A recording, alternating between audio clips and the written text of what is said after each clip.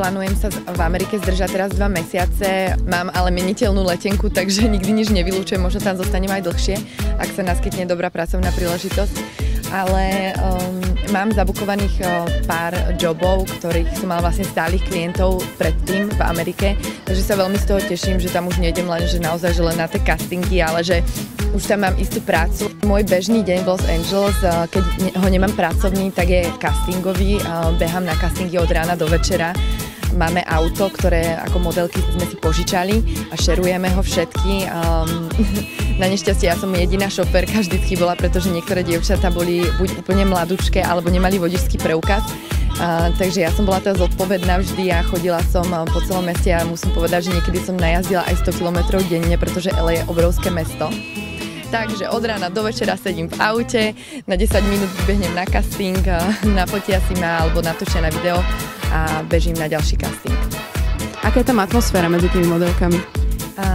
Tak ja som mala šťastie naozaj na tie dievčatá, že nikdy som nemala nejaký veľký problém. Ja si spomínam, pred niekoľkými rokmi som možno mala jeden problém, kedy som sa dokonca chytila s babou, aj že do vlasov sme si skočili, ale v poslednej dobe ja to už beriem tak s nadhľadom. Ja nechcem ani riešiť tie veci medzi tými mladými babami, takže oni nech sa vykričia na seba a ja to beriem tak s nadhľadom trošku, lebo naozaj to nestojí za to sa tam hádať a zavidieť si.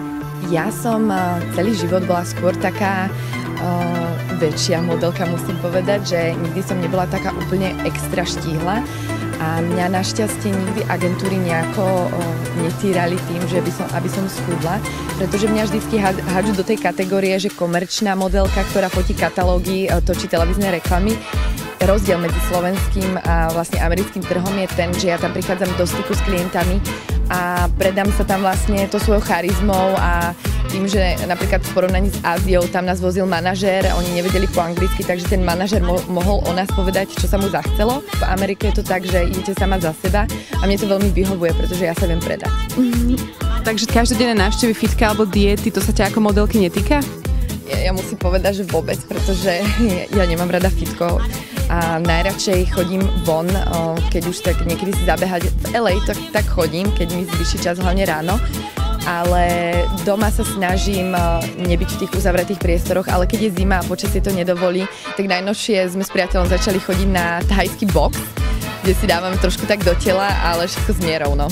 Ty si hovorila, že sa potrebuješ v Amerike predať a k tomu určite patrí aj tá moda, tak kde berieš inšpiráciu?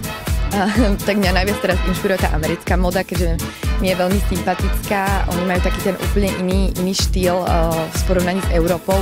Skôr taký uvoľnený, skôr aj tepláky nosia alebo kraťase a mne to vyhovuje, mne sa to páči a v Amerike a v tom LA je naozaj, ja musím povedať, že toľko veľa krásnych ľudí, aj tých modeliek, že musíte tam vyniknúť možno trošku aj tým oblečením, pretože oni si to všetko všímajú.